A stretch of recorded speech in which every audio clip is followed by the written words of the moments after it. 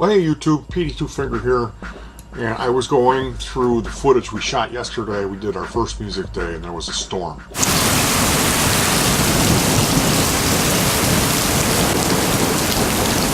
I remember there was a video we had done with the family band called Swaparama, and that was like a perfect day.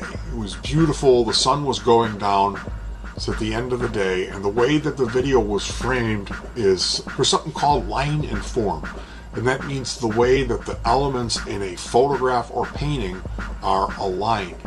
That if they're messy, you'll have that reaction to it where it's like, oh, that's a mess. But if they're lined up, if they're organized, if the line and form is good, that's something that I see in photographs. That if there's two people standing there and they're not centered, they're off a little bit, that bothers me. Like if I go into somebody's house and the pictures are all crooked, I'm going to want to straighten them out. So often when I take pictures, people get frustrated. My family get frustrated with me because they roll their eyes because I want to make everything perfect. And to them, that ruins it, where they want to take crooked pictures. And that bothers me. So this particular video, it's called Swaparama. Swaparama is a flea market that has a lot of advertising. In Illinois, you have the Lake Michigan, and then Indiana is next to it. So there's a tri-state highway called 294, and that runs all the way down through 3 states. It's our tri-state, we call it, and it's right off of 294, just inside of Indiana. So there's these billboards, red and white striped billboards, Swaparama, and it has a clown as a mascot. Channel 26 was a UHF television station that half of the day was English speaking, the other half was Hungarian or something. It was like a low-end television station. They ran commercials for Swaparama, where they had a beautiful Eastern European looking woman who would come on at the last frame of the advertisement and say Swaparama. So I use that word just because rolls off the tongue. It has that kind of a beat to it. It's just one of those words. I used it as a song title for this piece that I had come up with. Basically, I had G, F sharp, E, into G, and then bring it up, back down. Then I had the B part of the song, or the chorus. So that's what I had. Now, we go to this woods, the sun's coming down, it's at the end of the day, I'm like, let's try that new one.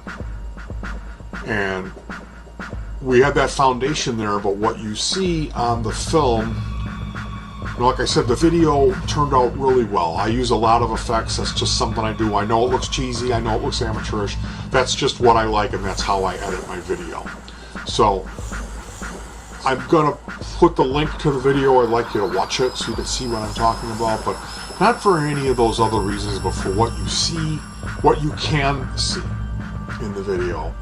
If you pay attention, is this me writing the song. It got caught on video because normally I will have all that taken care of before we film. In this case, we were filming, the camera rolled, and we filmed this. And it's that moment of inspiration where I went from having the foundation to having the full thing. And you could hear it. You could hear me being indecisive, being late. And like, it's this weird experience that I wanted to talk about where I would call it channeling. And I have to stress, I'm not saying I'm special, I have a gift, demons write my songs, anything like that. But like when Robert Plant talked about writing Stairway to Heaven and said it was like someone else was working the pen. It wrote itself in 5 minutes. Most often when you see, you'll be watching late night TV, they're like, we're bringing out this guy, he's got a hit song. And they'll be like, tell me about writing this song. You'll go, oh man, that one, it wrote itself. As in other songs, he has to toil over it. He's scratching stuff out and rewriting verses. Days later, he throws out the second verse and writes a whole new one. This is not that. This is this feeling that I'm not driving the car, but the car knows where to go. It knows where I live. Someone else is steering the boat. And that's what you see in this video, is me writing or playing this guitar part that I've never played. And having this awkward feeling of like, I don't necessarily know what I'm gotta do. I know that the foundation is there, and that's just a percentage of what we need. We need a lot more to build this house. And so something happens. It's not God channeling his song, his angel playing his harp through me. Not saying I'm special or anything. Probably the psychological real world example of what this actually could be is your right and left brain, where one is creative and one is, functional real world application. That one side goes to sleep because you're really stressing your other side, so only little bit of messages of muscle memory get fed through, and I'm spitting out things from previous examples that I knew worked well in that same format or key. I'm sure it's some very good explanation. I'm not here to explain it. I'm here to say, I realized today when I went back and watched this video, oh my goodness, here is an example of the muse, or muse, you would say. Still hung up on that one. Whatever you want to call it, I had never played this song until this footage.